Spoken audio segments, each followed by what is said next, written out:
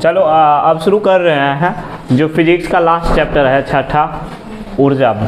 ठीक है, इसमें कुछ देखो प्रश्न है, उस 8 प्रश्न है। 8 प्रश्न को सबसे पहले देख लो, जो कि तुम्हारे एग्जाम में बराबर पूछे जाते हैं। यही 8 प्रश्न जो है मतलब कभी एक आ जाएगा, ये वाला आ जाएगा, उत्तम ईंधन की 2 विशेषता क्या है, नाभिकीय विखंडन क्या है, उसके बाद क्या जीवाश्म ईंधन नवीकरणीय है, कारण दे, उसके बाद नाभिकीय संलयन क्या होता है, 2 ऊर्जा के स्रोत के नाम लिखे, जीवाश्म ईंधन की क्या हानि है, द्रवित पेट्रोलियम यानी कि एलपीजी क्या है, उसके बाद बायोगैस का मुख्य घटक क्या है, बायोगैस का मुख्य घटक क्या है। तो ये 8 क्वेश्चन होता है, 8 क्वेश्चन ही बार बार रिपीट होता है, तुम समझो। इसी 8 क्वेश्चन में 2 नंबर का क्वेश्चन, एक क्वेश्चन रहता है इस चैप्टर में। मान लो कि मतलब चैप्टर नंबर 6 से मात्र कितना क्वेश्चन है, एक क्वेश्चन रहता है 2 नंबर का।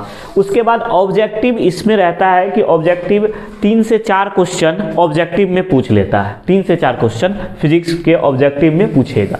तो आज हम इन सबको भी देखेंगे कि कैसे कैसे एक एक चीज़, उत्तम ईंधन की 2 विशेषता क्या होती है, नाभिकीय विखंडन क्या होता है, इस प्रकार से हम हर एक पॉइंट को देख लेंगे, 8 क्वेश्चन को देख लेंगे। फिर आप लोगों को ये 8 क्वेश्चन करके आना है, ठीक है, इस पीडीएफ से। तो सबसे पहले हम समझते हैं कि ऊर्जा क्या होता है। सबसे पहले क्या समझते हैं, ऊर्जा क्या होता है। कभी कोई भी पूछ सकता है कि आपसे कि ऊर्जा क्या होता है, ऊर्जा के बारे में बताइए। देखो, आपको सिंपल सा एक चीज बताना है, किसी कार्य को करने की क्षमता, किसी कार्य को करने की क्षमता को क्या कहते हैं, ऊर्जा कहते हैं। जैसे हम अभी तुम लोग बैठ के पढ़ रहे हो, तो बैठ के पढ़ रहे हो तो तुम्हारे अंदर ऊर्जा यानी कि एनर्जी है, तभी तुम पढ़ रहे हो। अगर हम यहाँ खड़ा होकर पढ़ा रहे हैं तुम लोगों को, तो हमारे अंदर एनर्जी है, वही एनर्जी हवा को अंदर वाइब्रेट करके वॉइस के टर्म्स में आ रहा है। अगर हमारे अंदर एनर्जी खत्म हो जाए, मान लो कि लगातार हम 14-15 घंटा तक क्लास लेते रहे, तो जो इंटेंट से हम अभी बोल रहे हैं, धीरे धीरे क्या हो जाएगा, हमारा वॉइस कम होते जाएगा। कम होने का मतलब क्या हो जाएगा, हमारे अंदर जो ऊर्जा छुपी हुई थी, हमारे अंदर जो ऊर्जा छुपी हुई है वो धीरे धीरे समाप्त हो रही है। फिर हम उस ऊर्जा को गेन करने के लिए हम क्या करते हैं, ऊर्जा को गेन करने के लिए हम 2-3 काम करते हैं। क्या, सबसे पहले भोजन करते हैं। सबसे पहला कार्य क्या रहता है, भोजन करते हैं। भोजन करने के बाद क्या होता है कि हम, दूसरा चीज रहता है कि तुम सोने के बाद भी एनर्जी आती है, सोने के बाद भी एनर्जी आती है। तो हम देखो, हमारे अंदर एनर्जी, तो ये एनर्जी हमारे अंदर या ये वातावरण में एनर्जी होता है, कौन सा एनर्जी क्या होता है, कहां से आता है, इन सब के बारे में हम देखेंगे। ठीक है, तो सबसे पहले ऊर्जा क्या होता है, ऊर्जा किसी कार्य को करने की क्षमता को क्या कहते हैं, ऊर्जा कहते हैं। तो तुम्हें 1 नंबर में ऊर्जा का एसआई मात्रक भी पूछ लेगा कि ऊर्जा का एसआई मात्रक क्या होता है। तुम वहां कंफ्यूज मत करना, ऊर्जा का जो एसआई मात्रक होता है जूल होता है। 1 नंबर में कई बार, लगभग 6-7 बार यह क्वेश्चन पूछा गया है, ऊर्जा का एसआई मात्रक क्या होता है। तो ऊर्जा का क्या होता है, एसआई मात्रक जूल होता है। ठीक है, देखो ऊर्जा का जो सबसे प्रमुख स्रोत है, ऊर्जा का जो सबसे प्रमुख स्रोत है वो क्या है, सूर्य है। सूर्य से ही ऊर्जा, देखो काफी ज्यादा में प्रकाश आ रही है। प्रकाश से क्या होता है, देखो पृथ्वी पे प्रकाश आई, हमारे वातावरण को गर्म किया, हमारे वातावरण को क्या किया, गर्म करता है। गर्म करने के वजह से देखो सूर्य से कैसे, उसके बाद भी क्या, जो पेड़ पौधा होते हैं, जो पेड़ पौधा होते हैं, प्रकाश संश्लेषण करके वो अपना भोजन बनाते हैं, उसके अंदर भी ऊर्जा संचित हो जाता है। भोजन हुआ, वो संचित हुआ ऊर्जा। पेड़ पौधा से क्या करते हैं हम लोग, देखो ऑक्सीजन लेते हैं, क्या देखो ऑक्सीजन बनाया, उसके बाद क्या, उससे हम ऊर्जा तरह तरह से हम उपयोग करते हैं। कैसे, पेड़ पौधे को काट के जला दिए, क्या किए, जलाए, तो उससे भी तो उष्मा प्राप्त किए, उससे भी क्या किए, उष्मा प्राप्त किए। या देखो एक जीवाश्म ईंधन, पेड़ पौधे और जो भी जीव जंतु है, लाखों जीवाश्म ईंधन आगे जाके पढ़ाएंगे, यही जाके कोई क्या होता है कि कोयला के रूप में परिणत हो जाता है। किस रूप में परिणत हो जाता है? कोयला के रूप में परिवर्तन हो जाता है। तो ये भी क्या है? एक प्रकार का ऊर्जा का एक स्रोत है। जैसे देखो जीवाश्म ईंधन में आ जाता है जैसे कोयला, पेट्रोलियम, डीजल। तो ऊर्जा का जरूरत होता है जो हम लोग गाड़ी वगैरह चलाते हैं, गाड़ी वाहन चलाते हैं, वाहन को चलाने के लिए किसकी जरूरत होती है? पेट्रोल की जरूरत होती है। क्या वाहन ऐसे चल जाएगा? नहीं चलेगा, उसमें पेट्रोल देते हैं तब चलता है। ठीक है, इसी प्रकार से ऊर्जा को कई तरीका से ऊर्जा का हम लोगों का जरूरत होता है, इसको पढ़ना है। अब देखो सबसे पहले ऊर्जा के कुछ प्रमुख स्रोत हैं। ऊर्जा कहाँ कहाँ से मिलता है? तो सबसे पहला देखो, सब में सबसे प्रमुख जो स्रोत है, जो सब में प्रमुख है, वो कौन सा है? सूर्य है। सूर्य क्या है? ऊर्जा का प्रमुख स्रोत। इसके बाद ऊर्जा के कुछ अन्य स्रोत कौन है? पहला है पौधा। पौधा से भी हम लोगों को क्या मिलता है? देखो जो पौधा होता है इसमें विभिन्न प्रकार का उपयोग करते हैं। पौधे का भी हम लोग भोज्य पदार्थ के रूप में उपयोग करते हैं। उस जैसे गेहूं हो गया, मक्का हो गया, चावल हो गया, दाल हो गया, इन सब पौधों से हम प्राप्त करते हैं और ऊर्जा मिलता है। तो ऊर्जा का एक स्रोत क्या हो जाता है? पौधा भी हो जाता है। दूसरा क्या होता है? कोयला होता है। उसके बाद देखो दूसरा हवा भी होता है। हवा से भी क्या होता है? ऊर्जा मिलता है। हवा जैसे विंड एनर्जी हम लोग पढ़ेंगे आगे चल के, क्या पढ़ेंगे? विंड एनर्जी, यानी कि विंड एनर्जी पढ़ेंगे।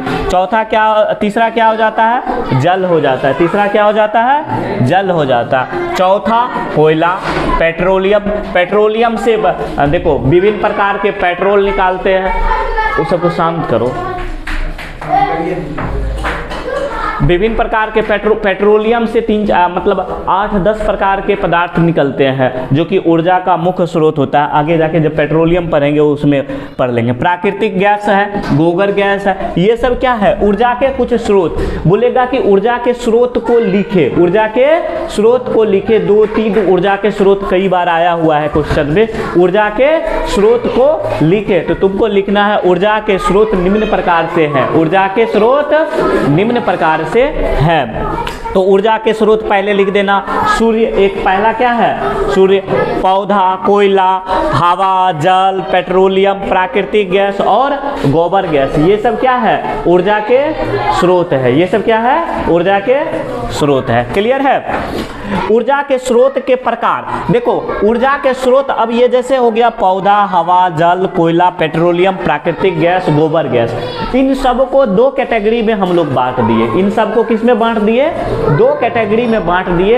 एक को बोल दिए नवीकरणीय ऊर्जा स्रोत और दूसरे को बोल दिए अनवीकरणीय ऊर्जा स्रोत। नवीकरणीय ऊर्जा स्रोत क्या होता है? नवीकरणीय ऊर्जा स्रोत क्या होता है? वैसा ऊर्जा स्रोत जो कि, एक मिनट रोकना तो,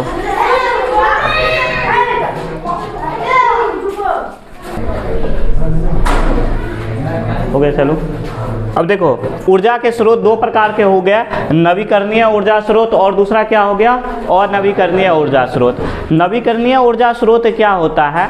जिसको कि हम एक बार उपयोग कर लें, उसका हम कितना भी दोहन करते जाए वो पुनः फिर से बनते जाए, मतलब उसका हम उपयोग करते जाए वो क्या हो? पुनः फिर मतलब जल्दी कुछ समय के बाद बन जाए। जैसे हवा होता है, हवा का हम लोग उपयोग करते हैं, फिर क्या होता है? हवा ऑटोमेटिक बनता है। क्या हवा को हम लोग बनाने जाते हैं? नहीं। जल होता, जल का हम लोग उपयोग करते हैं कि नहीं करते हैं? जल का हम लोग उपयोग कर लेते हैं, जल फिर से बन जाता है। जैसे सूर्य एनर्जी का हम लोग उपयोग करते हैं ना, सूर्य में ऑटोमेटिक वो एनर्जी, ये पर्याप्त, इतने पर्याप्त मात्रा में है, इतने पर्याप्त, इसका हम दोहन जल्दी से नहीं कर सकते। अगर हम इसका उपयोग मान लो कि हम हवा है, हवा का उपयोग कहने का मतलब बहुत ज़्यादा कर दिया, फिर से हम हवा का मात्रा मान लो कि हमारे यहाँ कम हो गया, जैसे दिल्ली में कम हो गया, तो उसको हम ज़्यादा कर सकते हैं। कैसे ज़्यादा कर सकते हैं? तो वहाँ पे आसपास पेड़ पौधा लगा के, आसपास क्या कर सकते करके पेड़ पौधा लगा देंगे, 2-4 5,000-10 साल में क्या होगा, पेड़ पौधे बड़े हो जाएंगे तो वहाँ का वायु का मात्रा जो है ज़्यादा हो जाएगा, कार्बन डाइऑक्साइड का मात्रा कम हो जाएगा।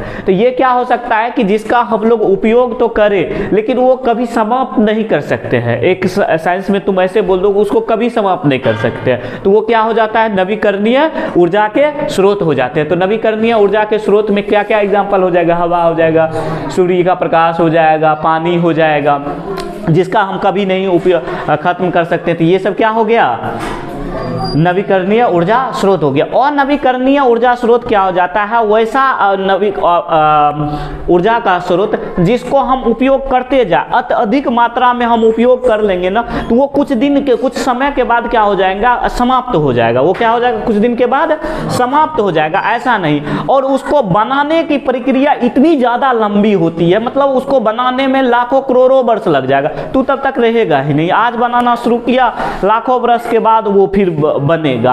तो इस प्रकार के ऊर्जा के स्रोत को क्या कहते हैं, और नवीकरणीय ऊर्जा स्रोत। जैसे कि हम कोयला हो गया, कोयला क्या होता है, कोयला को बनने में लाखों करोड़ों वर्ष लग जाते हैं। पेट्रोलियम हो गया, यानी कि पेट्रोल डीजल ये सब जो मिलता है तो ये भी ऊर्जा के स्रोत है ना, तो ये इसको बनने में क्या होता है, लाखों करोड़ों वर्ष लग जाता है। तो इसलिए ये क्या किसमें रखा गया है, अनवीकरणीय ऊर्जा के स्रोत। पूछा जाएगा निम्नलिखित में, ऑप्शन रहता है, इसी प्रकार से क्वेश्चन रहेगा कि निम्नलिखित में कौन नवीकरणीय ऊर्जा के स्रोत है, निम्नलिखित में कौन और नवीकरणीय ऊर्जा के स्रोत है। दूसरा रहेगा ऐसे, निम्नलिखित में कौन नवीकरणीय ऊर्जा के स्रोत है। तो ऑप्शन रहेगा 4 प्रकार के, तुम खुद देखने के साथ तुमको पता चल जाएगा, अच्छा ये नवीकरणीय है, अच्छा ये अनवीकरणीय है। समझ में आया कि नहीं आया। ये हर साल 1-2 क्वेश्चन इसमें से रहता ही रहता है। तो चलो देखते हैं अब क्या है, नवीकरणीय ऊर्जा के स्रोत।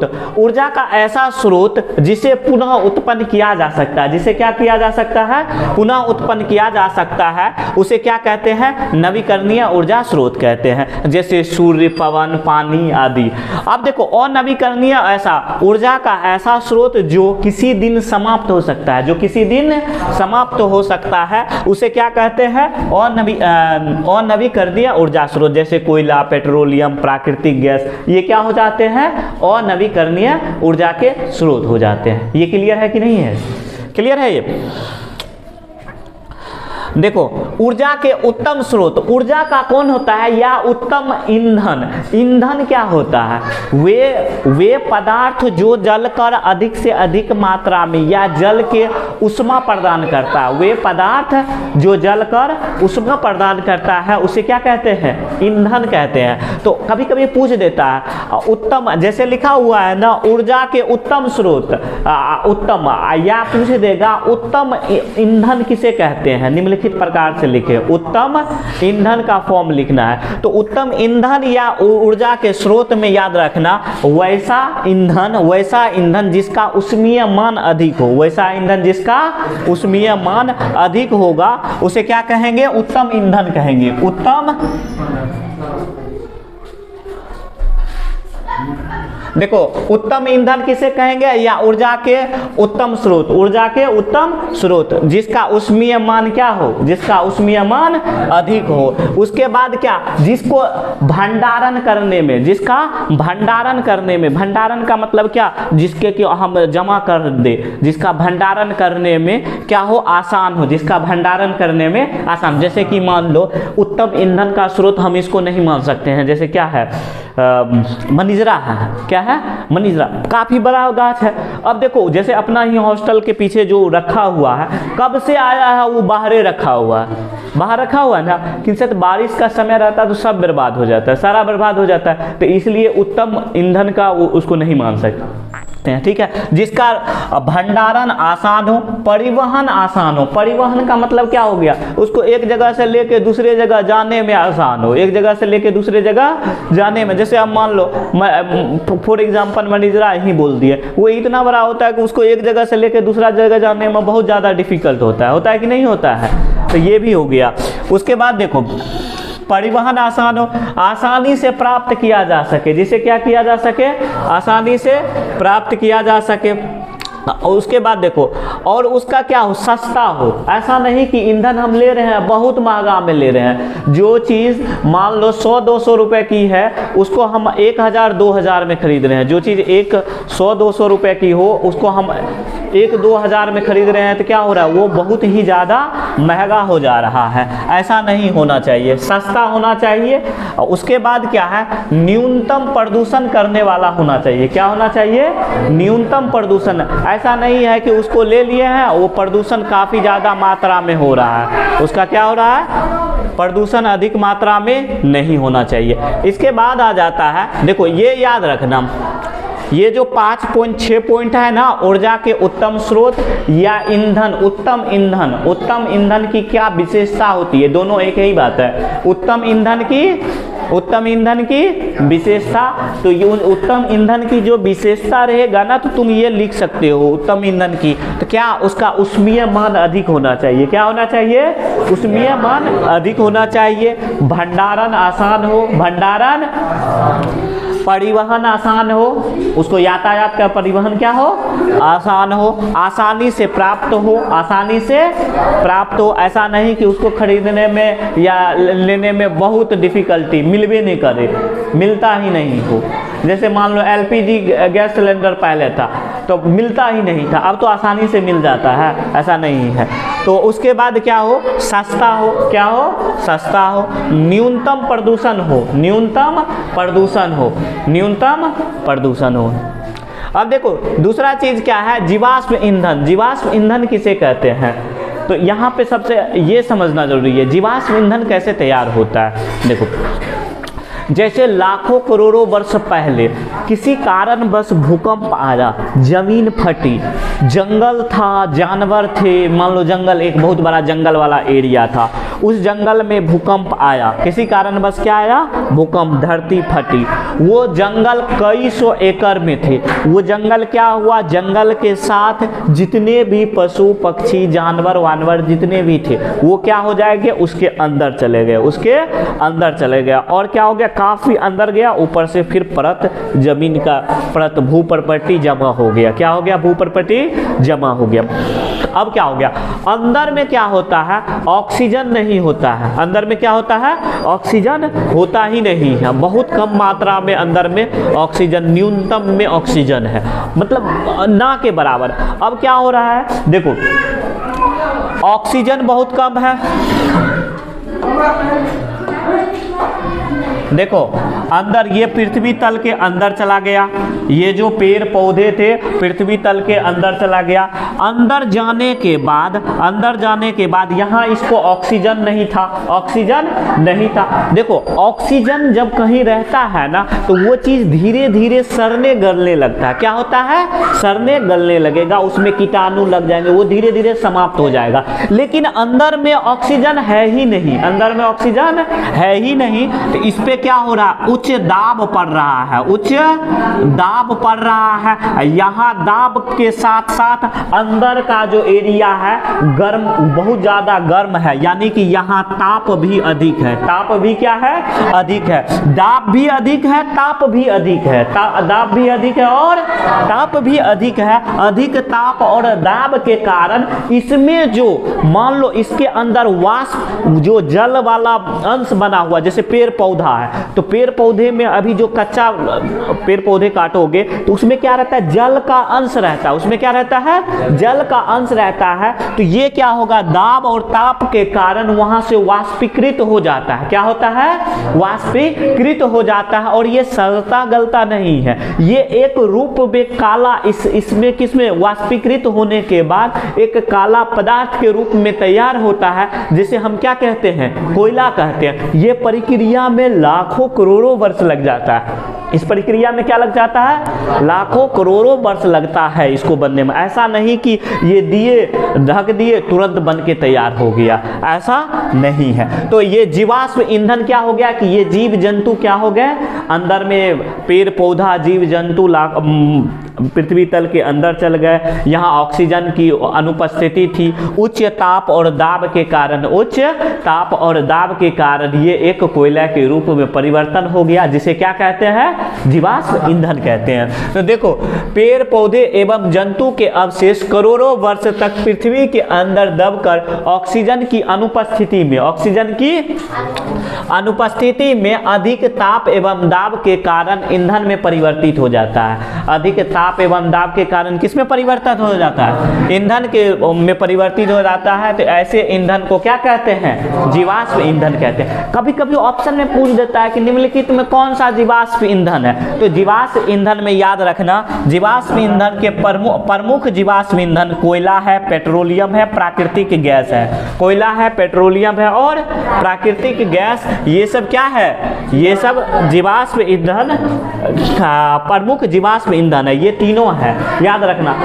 पूछ देगा निम्नलिखित में कौन जीवाश्म ईंधन है, ऐसे ऑप्शन में देगा निम्नलिखित में कौन जीवाश्म ईंधन है, तुमको ऑप्शन में दे देगा हवा, पानी, समझ गया? उसमें एक ऑप्शन दे देगा कोयला, इनमें से कोई नहीं। तो तुमको मारना है कि कौन सा? कोयला में।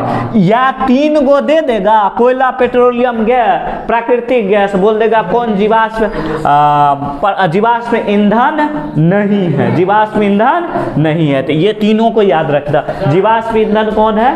बस यही 3 गो। क्या हुआ? बस यही 3 गो जीवाश्म ईंधन है। जीवाश्म ईंधन तुम जो कहना चाह रहे हो ना कि पेट्रोलियम से ही वो निकला, पेट्रोल, डीजल, समझ रहे हो? तुम जो कह रहे हो पेट्रोल, डीजल, किरोसिन, तुम कह रहे हो कि वो क्या है? तो वो पेट्रोलियम का ही भाग है। वो किसका भाग है? पेट्रोलियम का भाग है। फिर पेट्रोलियम पढ़ाएंगे ना तो उसमें उसका भाग अलग पढ़ाएंगे।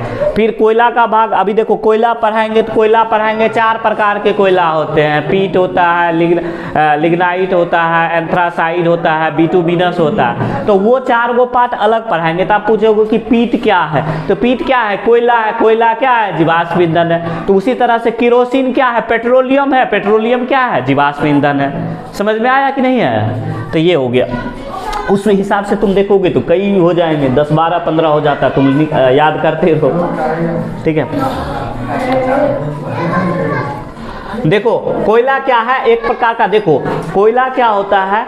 एक प्रकार का काला पत्थर होता है जिसमें कि प्रमुख रूप से कार्बन रहता है। जिसमें प्रमुख रूप से क्या रहता है?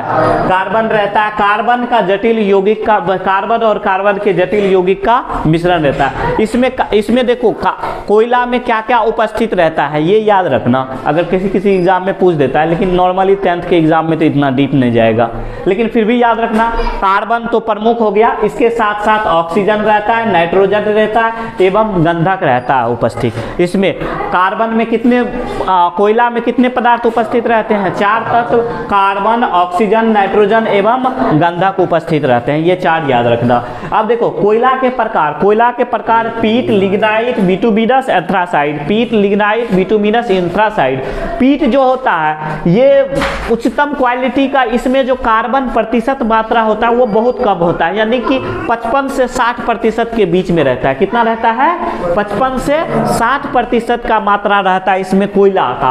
अब कहने का मतलब कोयला का 55 से 60% रहने का मतलब क्या हो गया? देखो अगर इसमें 55 से 60% कोयला कार्बन है तो वो कम मात्रा में, ऐसे समझो, जलेगा, जल के लेकिन अधिक मात्रा में कार्बन डाइऑक्साइड को उत्सर्जन करेगा, यानी कि धुआं अधिक से अधिक मतलब निकलेगा उसमें से। तो इसलिए पीट को जो है अच्छा ईंधन नहीं माना जाता है। तो पीट का इस्तेमाल जो है हम लोग जो घर वगैरह में खाना वगैरह बनाने में होता है तो पीट का इस्तेमाल करते हैं। या जो धोबी देखते होंगे आयरन का इस्तेमाल करता है, आयरन का करता है ना इस्तेमाल, आयरन को गर्म करने में, तो वो जो गर्म करने में करता है वो पीट कोयला का करता है, क्योंकि इसमें कार्बन का प्रतिशत मात्रा कितनी है?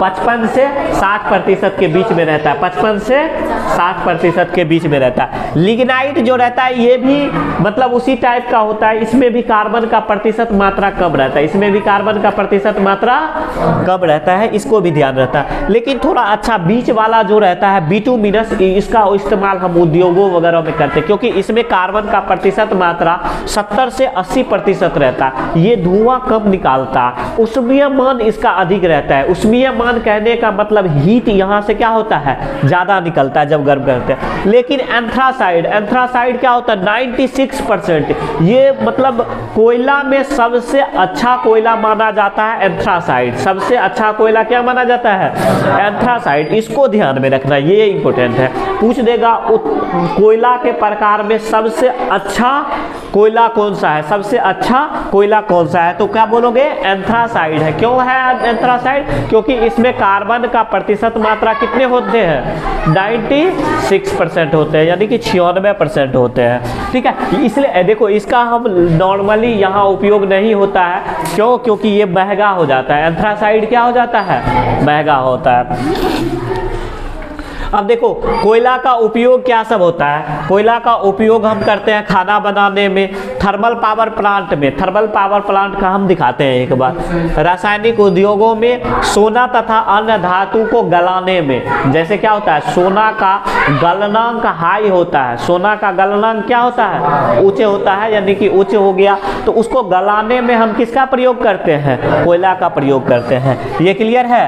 अब देखो थर्मल पावर प्लांट, आगे हम दिखाते हैं कि थर्मल, जो हम लोगों का अधिकांश विद्युत की जो आपूर्ति होती है, अधिकांश विद्युत की आपूर्ति होती है, वो थर्मल पावर प्लांट के द्वारा होता है। किसके द्वारा होता है, थर्मल पावर प्लांट के द्वारा। उसमें देखेंगे कि कोयला का हम इस्तेमाल कैसे कैसे करते हैं, किस प्रकार से हम विद्युत का मतलब विद्युत उत्पन्न होता है।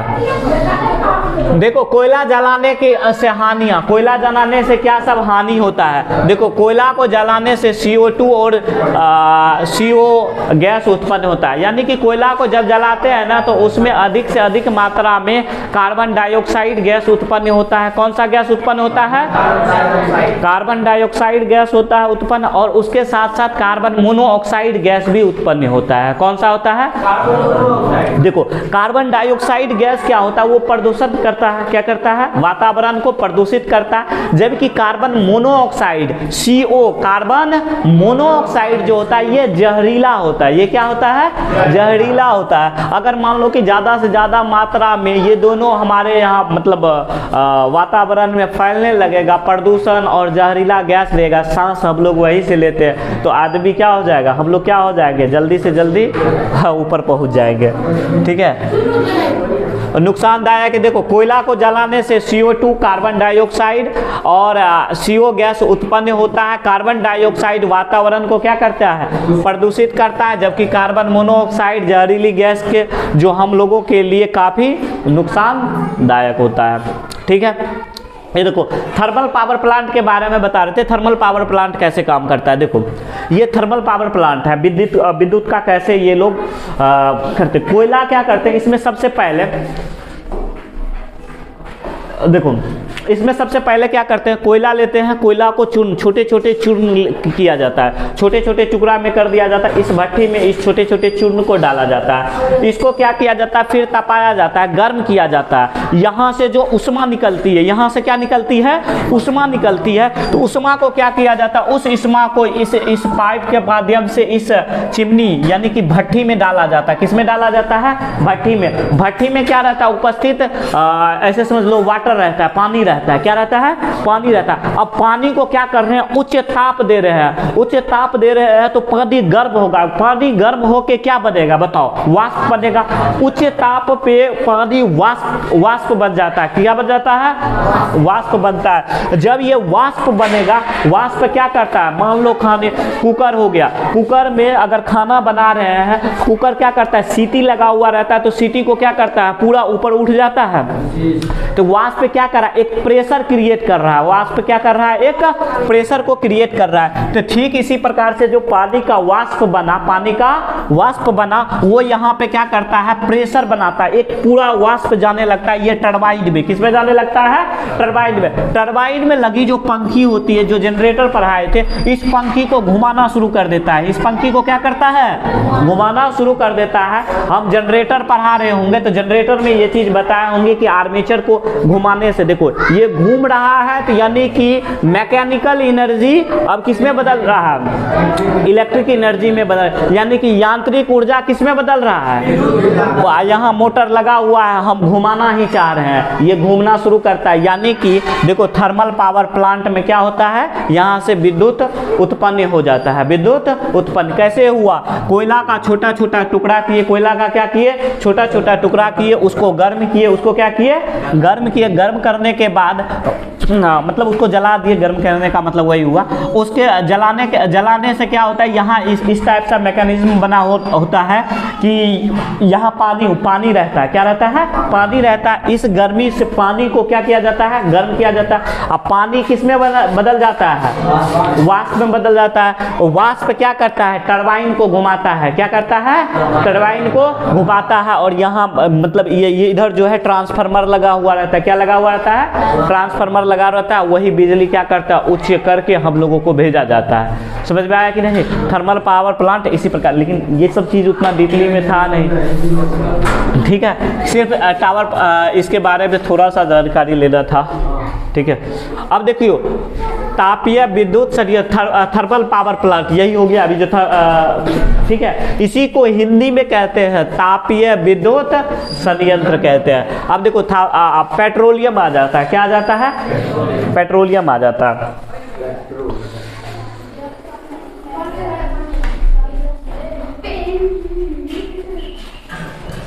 देखो यहाँ समझो, पेट्रोलियम का इसका ग्रीक भाषा में दो शब्द हो गया, पेट्रा और ओलियम।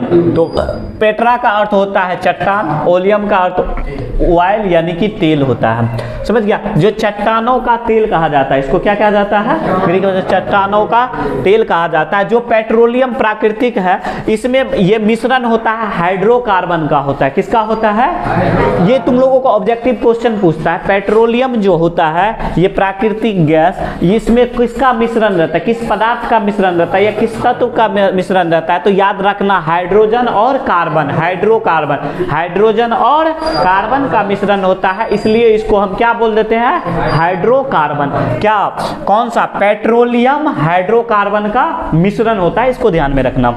और ये देखो हाइड्रोकार्बन का को गर्म का कितने के बीच में कर सकते थे, ये 0 डिग्री से लेके 400 डिग्री के बीच में गर्म कर सकते हैं। 0 डिग्री से लेके कितना तक, हाँ। उसके बाद याद रखना, ये गाढ़ा चिपचिपा गहरे काला या भूरे रंग का गंधक युक्त अति ज्वलनशील तेलीय द्रव है। अति, समझ गया, ये पूछ लेता है। ये इसको कहा जाता है काला सोना। इसको क्या कहा जाता है, याद रखना, इसको कहा जाता है काला सोना। प्रभाजी आसवन विधि द्वारा हाइड्रोकार्बन को अलग किया जाता है। प्रभाजी आसवन विधि द्वारा क्या किया जाता है, उस टाइम पे पढ़ रहे थे ना, प्रभाजी आसवन था, उसको प्रभंजन विधि लिख दिया था। तो इसको याद रखना, प्रभाजी आसवन विधि द्वारा हाइड्रोजन को क्या किया जाता है, हाइड्रोकार्बन को क्या किया जाता है, अलग किया जाता है। इसको ध्यान में रखना। अब देखो पेट्रोलियम गैस जो रहता है किसका किसका मिश्रण रहता है, ये तो याद कर लेना। Ethane propane butane, ethane propane, ये पेट्रोलियम गैस किस किस गैस का मिश्रण रहता है, इथेन प्रोपेन ब्यूटेन। ये तुम लोग आगे चल के जो केमिस्ट्री में 4th चैप्टर है उस पे ये चीज पढ़ोगे। Ethane propane butane, ethane propane butane, ये याद कर लेना। इथेन प्रोपेन ब्यूटेन ये किसका, पेट्रोलियम का मिश्रण है। किसका मिश्रण है, एलपीजी में याद रखना ये किसका मिश्रण है, तो ब्यूटेन और आइसोब्यूटेन का मिश्रण है।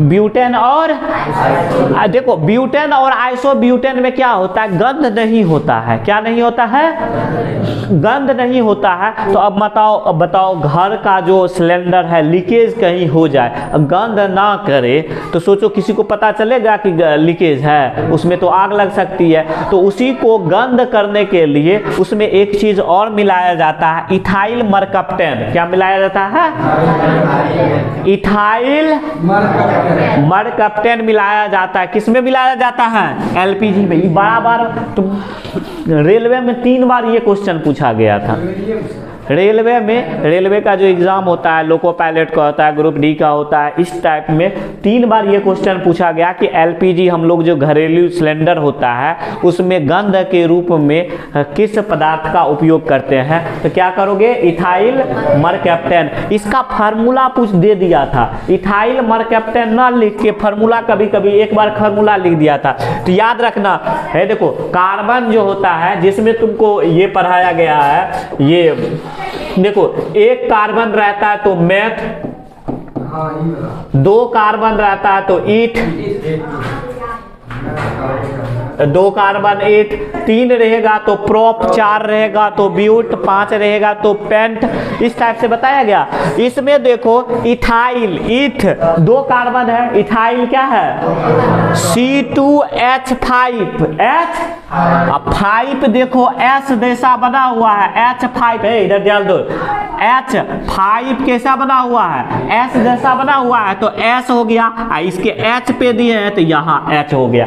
देखो C2 इथाइल, इथाइल हो गया, तो तुमको ध्यान में रखना इथाइल का क्या हो जाता है C2, कार्बन 2 होना चाहिए, इथाइल, मेथ ईथ, मेथ ईथ, तो ईथ में 2 कार्बन, ईथ में कितने कार्बन, 2 कार्बन, बंद का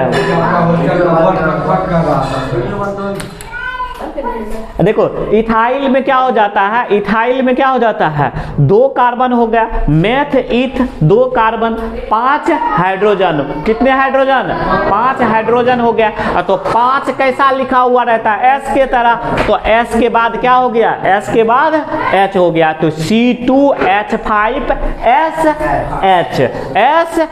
तो इसको क्या बोल देंगे, इसको क्या बोल देंगे, methyl, ethyl mercaptan, ethyl, clear है ये चीज।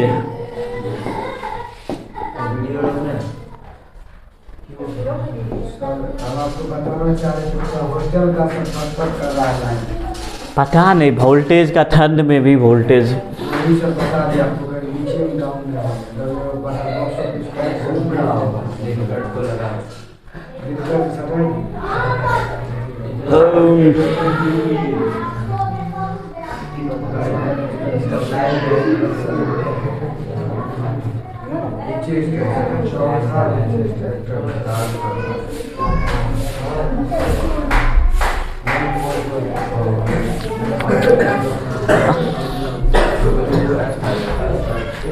ठीक है, चालू है। अच्छा देखो एलपीजी, ब्यूटेन हो गया, आइसोब्यूटेन हो गया, इथाइल मरकैप्टन हो गया, ये 3 हो गया। इसके मुख्य अवयव कौन से हो जाते हैं, ब्यूटेन हो जाते हैं, क्या हो जाते हैं, ब्यूटेन हो जाते हैं। नेचुरल गैस जो रहता है इसमें मेथेन, एथेन, प्रोपेन रहता है, methane, ethane, propane, natural gas में याद रखना मुख्य अवयव मेथेन होता है, मुख्य अवयव क्या होता है, मेथेन होता है। इसमें 95% यानी कि 95% तक होता है, क्या होता है नेचुरल गैस में, मेथेन, इसको क्लियर रखना।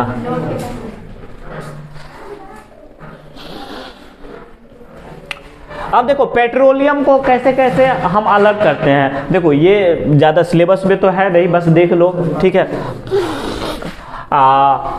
देखो यहाँ कच्चा तेल रखते हैं जिसको पेट्रोलियम बोलते हैं, उसको क्या करते हैं, कच्चा तेल यहाँ पे रखते हैं, यहाँ से क्या करते हैं, पेट्रोलियम कच्चा तेल यहाँ से समाप्त होगा, इस नली से होके हम डालते हैं, ये इस प्रकार से जाता है। ये एक स्तंभ की तरह बना हुआ है जिसमें विभिन्न जगह पे टेम्परेचर बनाया गया। जैसे ये तेल यहाँ आएगा ना, अगर 400 डिग्री पे है, 400 डिग्री पे कोई तेल निकाल रहे हैं या 400 से ऊपर निकाल रहे हैं, तो इसका स्नेहक तेल होता है या पैराफिन वैक्स होता है, पैराफिन वैक्स हो गया। इस टाइप से अगर मान लो सबसे ऊपर गए कितना डिग्री पे, 20 डिग्री पे, 20 डिग्री पे ही अगर हम निकाल लिए इस तेल को, तो 20 डिग्री पे जो मिलता है वो पेट्रोलियम गैस होता है। वो क्या होता है, पेट्रोलियम गैस। ये 20 डिग्री या 20 से कम, 40 डिग्री से क्या होना चाहिए, कम रहता है। उसके बाद देखो इसमें ये तेल अगर यहाँ से गए इस वाले खांचे से निकाले, इस वाले खांचे में मान लो कितना है, 40 डिग्री से 170 डिग्री तक का टेम्परेचर डाले, तो 40 डिग्री से 170 डिग्री के बीच में पेट्रोल निकलता है। क्या निकलता है, पेट्रोल निकलता है, ये ध्यान में रखना। उसके बाद तीसरा स्तंभ होता है 170 डिग्री से 250 डिग्री तक निकालते हैं तो वो किरोसिन निकलता है। क्या निकलता है?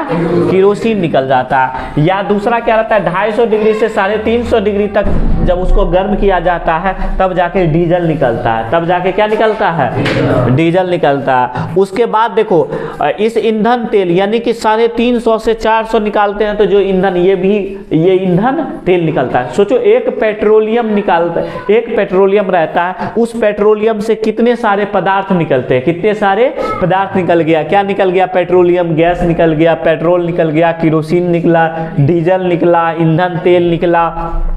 उसके बाद देखो इसमें अलकतरा वगैरह जो यूज करते हैं ना, अलकतरा भी यहीं से निकलता है। जो मोम वगैरह यूज करते हैं ना, मोम, ठीक है, वो भी यहीं से निकलता है। ये समझो। तो बहुत सारे पदार्थ है जो कि पेट्रोलियम से निकलता है। बहुत सारे पदार्थ किससे निकलता है? पेट्रोलियम से निकलता है। इस चीज को ध्यान में रखना, ठीक है। अब देखो एक और आ गया जल के द्वारा। एक चीज देखो, जो तुम लोगों को फिजिक्स पढ़ाए थे 5वां चैप्टर, उसमें जो हम पढ़ा रहे थे, याद करो, उसमें क्या बना रहे थे? इस टाइप से नॉर्थ पोल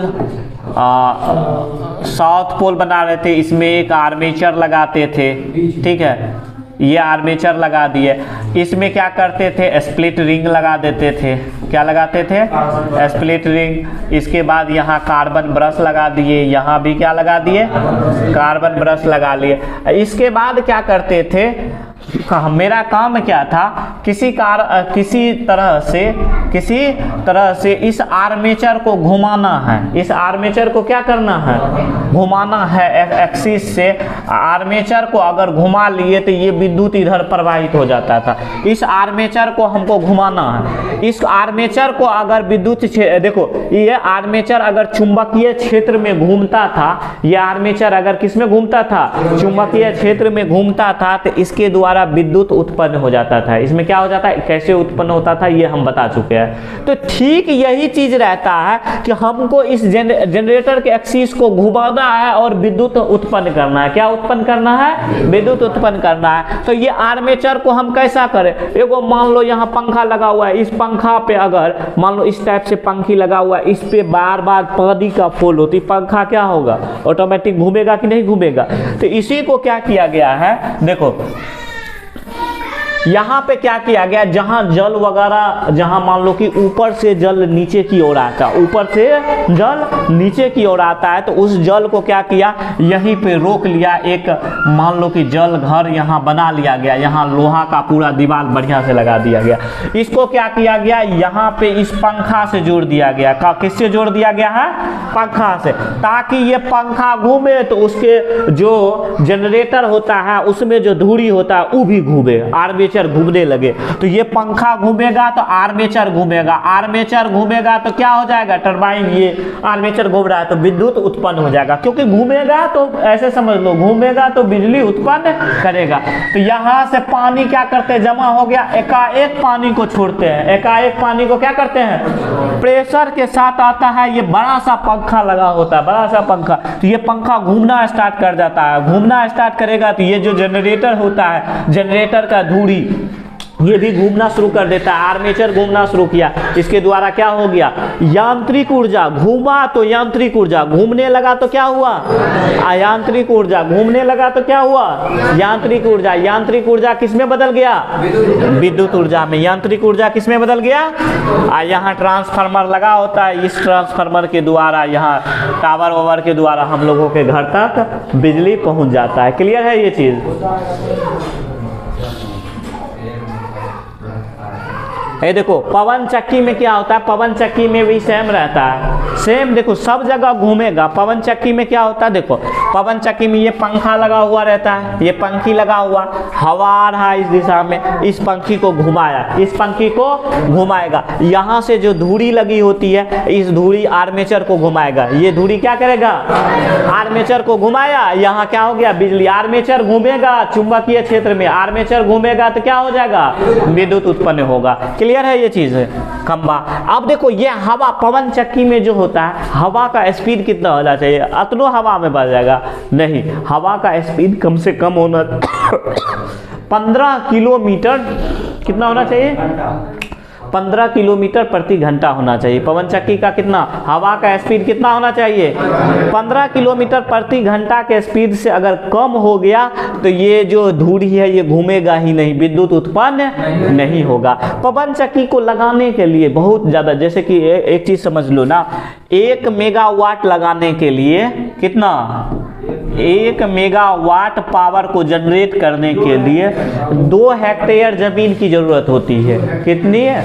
2 हेक्टेयर जमीन, मतलब काफी ज्यादा लग जाएगा इसमें अमाउंट। ठीक है, ये ऑब्जेक्टिव क्वेश्चन पूछा हुआ है, समझ गया? ये ऑब्जेक्टिव क्वेश्चन पूछा हुआ है, 1 मेगावाट को लगाने के लिए कितने जमीन की आवश्यकता होती है? 2 हेक्टेयर होती है। तो कम से कम कितनी हवा की स्पीड होना चाहिए? 15 किलोमीटर प्रति घंटा का स्पीड होना चाहिए। ये भी ऑब्जेक्टिव क्वेश्चन है। ठीक है, ये देखो 2 हेक्टेयर में जो लगा हुआ इस प्रकार से लगा हुआ रहता है, लो, ठीक है, ये लगा हुआ।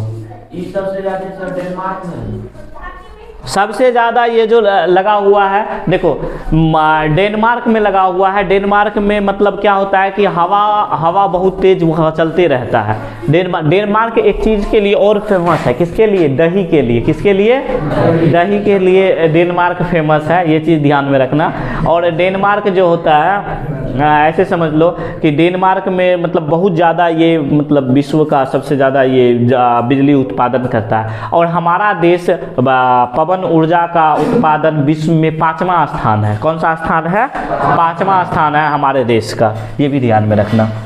ठीक है, इसको कहाँ कहाँ पे लगाया गया है? राजस्थान वगैरह में लगाया गया है, क्योंकि राजस्थान, देखो राजस्थान का जमीन, जहाँ जहाँ का जमीन उपजाऊ नहीं है वहाँ लगा दो। 2 हेक्टेयर लिए, 4 हेक्टेयर लिए कि 10 हेक्टेयर लिए, उससे क्या फर्क पड़ता है? वहाँ का जमीन क्या है? बंजर है। वहाँ का जमीन क्या है? बंजर है। वहाँ पे बहुत सारा मतलब ऐसे समझ लो बालू वालू है, तो उस एरिया में क्या करेगा? तो लगा दो इसी को। जैसे ये लगाया गया मध्य प्रदेश वगैरह में भी लगाया गया है कुछ एरिया में। ठीक है, तो मध्य प्रदेश का भी बहुत इलाका जो पहाड़ी इलाका है, जिसका उपयोग हम खेती के रूप में नहीं कर सकते हैं, तो चलो बिजली उत्पादन में करते हैं। तो राजस्थान हो गया, गुजरात में भी बहुत जगह है, गुजरात के एरिया में भी है इसका। ठीक है,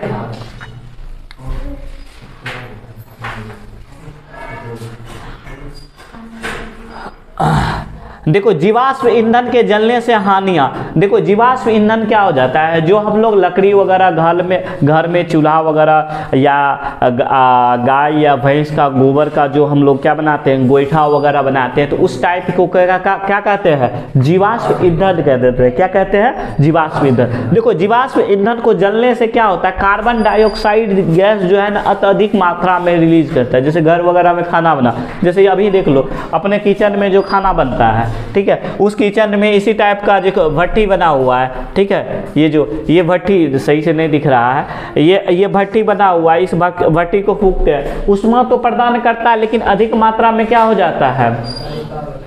अधिक मात्रा में CO2 गैस का क्या होता है? रिलीज हो जाता है। तो ये देखो CO2 गैस रिलीज होता है, CO2 गैस, SO2 गैस और NO2 गैस, यानी CO2 हो गया कार्बन डाइऑक्साइड। याद रखना ये अवयव ये जो लिखा हुआ है ना टर्म्स, ये बहुत ही ज़्यादा इंपॉर्टेंट है, यहीं से क्वेश्चन आता है। क्या जीवाश्म ईंधन के जलने से हानियाँ क्यों होता है? क्योंकि इसमें कार्बन डाइऑक्साइड निकलता है। CO2 का मतलब क्या हो गया?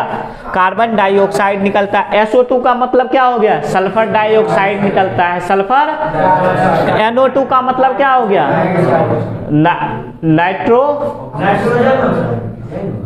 Nitrogen oxide.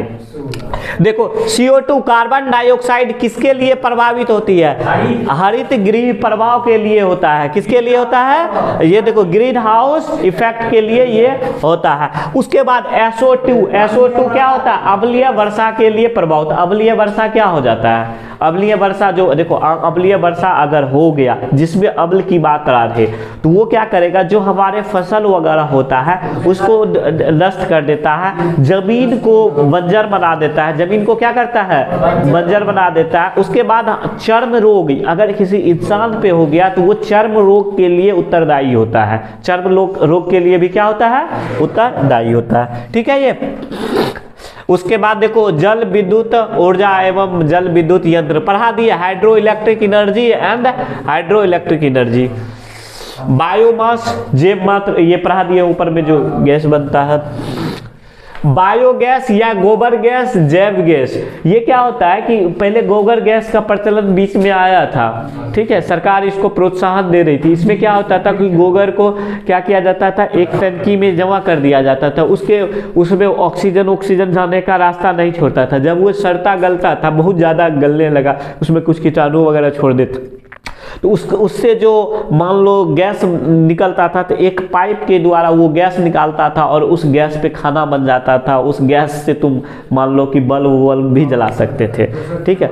लेकिन इसमें बहुत ज़्यादा डिफ़िकल्टी आता है इस प्लांट को लगाने में, उसको रख रखाव में, साफ सफाई में बहुत ज़्यादा दिक्कत होता है, इसीलिए वो प्रोजेक्ट क्या हो गया, फेल हो गया। तो देखो बायोगैस या गोबर गैस या जैव गैस, इसका मुख्य अवयव कौन कौन सा है, मेथेन, CO2, हाइड्रोजन सल्फाइड, ये सब। इसमें भी मेथेन सबसे मुख्य है, क्योंकि ये कितना होता है, 75% तक होता है। कितना होता है, 75% होता है। ये चार गो इसका मुख्य अवयव याद रख लेना। पवन ऊर्जा पढ़ा दिए, विंड, पवन चक्की। देखो अब आ जाता है नाभिकीय संलयन अभिक्रिया। नाभिकीय संलयन अभिक्रिया ये क्या होता है, लास्ट टॉपिक है इस चैप्टर का। तो नाभिक संलयन अभिक्रिया, जो एक चीज बताओ, केमिस्ट्री में पहला चैप्टर पढ़ाए थे जिसमें हम संयोजन अभिक्रिया पढ़ाए थे। क्या पढ़ाए थे, संयोजन अभिक्रिया, किसी को याद है? जी सर। क्या होगा बोलो? जब दो या दो से अधिक पदार्थ आपस में मिलकर एक नए गुण वाले पदार्थ का निर्माण करते हैं तो उसे संयोजन अभिक्रिया कहते हैं। हाँ, एक दो, इसमें क्या होता था, दो तत्व मिलके एक तत्व का निर्माण किया, दो तत्व मिलके क्या किया, एक तत्व का निर्माण किया। संयोजन अभिक्रिया में भी यही होता है, दो हल्के नाभिक वाले तत्व, दो हल्के नाभिक वाले तत्व मिलके एक भारी नाभिक वाले तत्व का निर्माण करता है। दो हल्के वाले तत्व मिलके एक भारी वाले नाभिक का निर्माण करता है, और निर्माण करने के बाद क्या होता है, काफी मात्रा में ऊर्जा का उत्सर्जन करता है। काफी मात्रा में क्या करता है, इसे क्या कहते हैं, नाभिकीय संलयन अभिक्रिया। इसको क्या कहते हैं, नाभिकीय संलयन अभिक्रिया। तो इसमें पूछेगा कि नाभिकीय संलयन अभिक्रिया क्या होता है, वैसा नाभिकीय अभिक्रिया, वैसा नाभिकीय अभिक्रिया जिसमें दो हल्के नाभिक, दो हल्के नाभिक परस्पर संयुक्त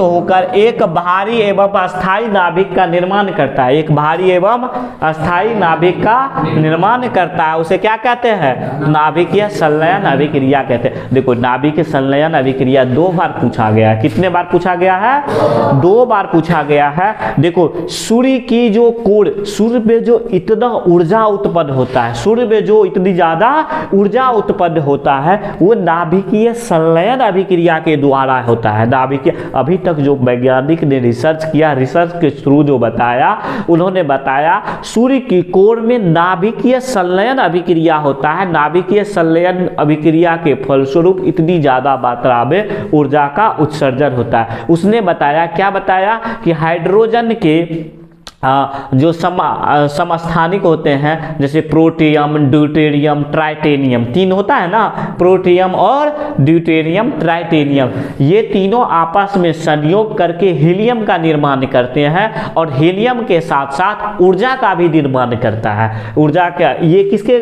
कोर में होता है, सूर्य के कोर में होता है। ये चीज ध्यान में रखना। यानी कि देखो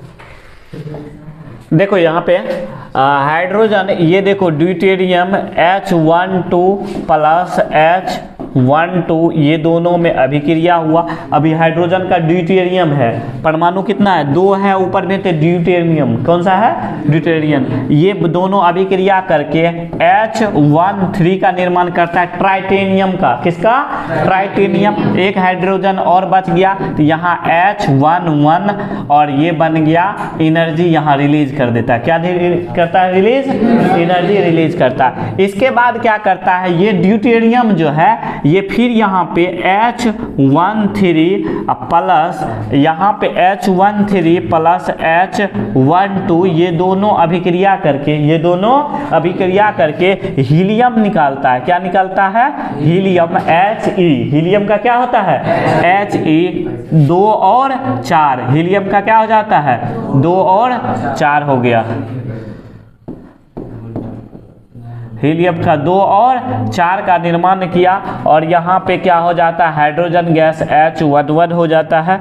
ठीक है, ये निकलता है, और प्लस ऊर्जा का निर्माण करता है। प्लस किसका निर्माण कर लिया, ऊर्जा का निर्माण कर लिया। ये किस में चलता है, सूर्य के कोर में चलता है, सूर्य के कोर में चलता है। तो नाभिक संलयन अभिक्रिया, देखो जब तुमसे पूछा जाएगा इसका, मान लो कि नाभिक संलयन अभिक्रिया किसे कहते हैं, तो तुमको परिभाषा के साथ साथ ये एग्जाम्पल भी लिखना है।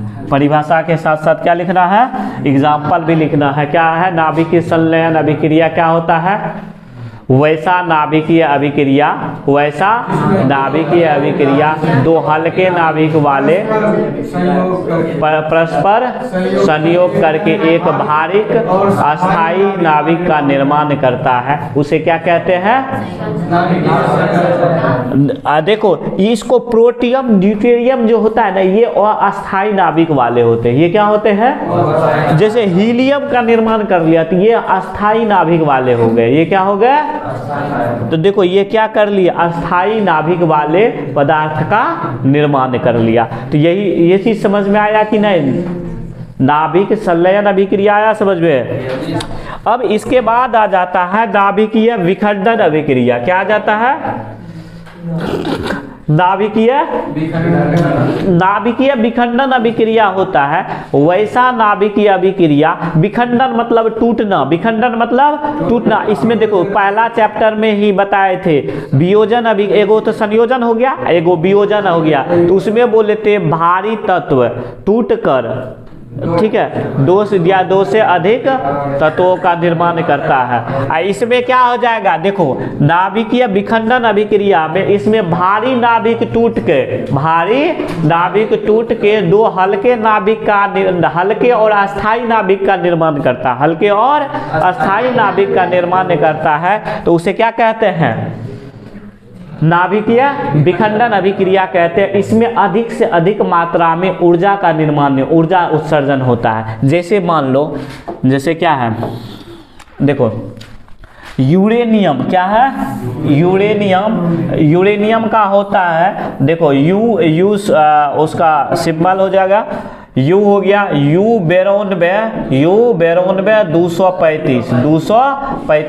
इसमें जब हम क्या करते हैं, समझो यू 92 235 में जब हम नाइट्रोजन से प्रहार करते हैं, किससे करते हैं, नाइट्रोजन से हम करते हैं। तो नाइट्रोजन से जब हम प्रहार किए तो इसमें एक नाभिकीय विखंडन होता है। विखंडन के फलस्वरूप बेरियम Ba, इसका कितना होता है 56 और परमाणु भार 139, और क्रिप्टन Kr और 36 94, प्लस इसमें से 3 न्यूट्रॉन निकल जाता है। कितने न्यूट्रॉन निकलते हैं, 3 न्यूट्रॉन निकलते हैं। न्यूट्रॉन का परमाणु भार क्या हो जाता है, 0 रह जाता है। और इसमें क्या हो जाता है, एनर्जी, ऊर्जा के रूप में अधिक मात्रा में ऊर्जा का उत्सर्जन हो जाता है। तो ये क्या हो गया, भारी नाभिक, क्या हो गया, भारी नाभिक 2 हल्के वाले नाभिक में टूटकर, 2 हल्के वाले नाभिक में टूटा और अधिक मात्रा में ऊर्जा का उत्सर्जन किया।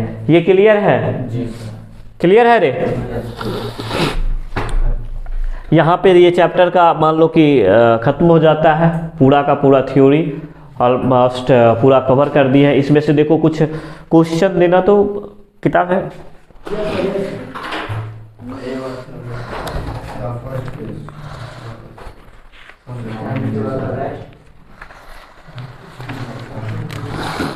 देखो कार्य करने की क्षमता को कहते हैं, पहला लाइन देखो, कार्य करने की क्षमता को जो दहन कर उष्मा उत्पन्न करता है उसे कहते हैं, जो दहन कर जो पहले ही बताए थे, ईंधन के बारे में बताए थे ना रे। ईंधन के बारे में क्या बोले थे, वैसा पदार्थ जो जलकर उष्मा उत्पन्न करता है, तो उसी को पूछ दिया है, जो दहन कर उष्मा उत्पन्न करता है, जो दहन कर उष्मा उत्पन्न करता है उसे क्या कहते हैं, ईंधन। हम ऊर्जा की आवश्यकता की पूर्ति के लिए किस पे निर्भर होते हैं, देखिए ऊर्जा के नए स्रोत का उपयोग करने का प्रयास करते हैं, ऊर्जा आयोग की दक्षता सुधारने की प्रयास करते हैं। क ख दोनों होगा, इनमें से कोई नहीं, दोनों हो जाएगा। अरे दक्षता सुधारने का भी ना प्रयास करते हैं। ऊर्जा स्रोत का चयन निर्भर करता है, ऊर्जा स्रोत का चयन, ऊर्जा का जो स्रोत होता है उसको हम चयन यानी कि निर्भर किस पे करता है बताओ, ऊर्जा से स्रोत से ऊर्जा निष्कर्षण की सुगमता एवं लगातार पर, स्रोत के लिए उपलब्ध प्रायोगिक यानी कि टेक्निकल की दक्षता पर, स्रोत के उपयोग का पर्यावरण पर प्रभाव जैसे कारकों पर, या उपयुक्त तीनों कारकों पे। इसमें हो जाएगा उपयुक्त तीनों कारकों पे। ये मतलब सोचे है ना कि ऊर्जा का स्रोत क्या हो, आसानी से मिले, क्या मिले, और टेक्निकल वे में रहे। टेक्निकल वे में रहने का मतलब हो गया कि ज़्यादा से ज़्यादा प्रदूषित नहीं फैलाए, उसका उपयोग पर्यावरण के पर कोई प्रभाव ना पड़े, पर्यावरण पर कोई प्रभाव नहीं पड़े।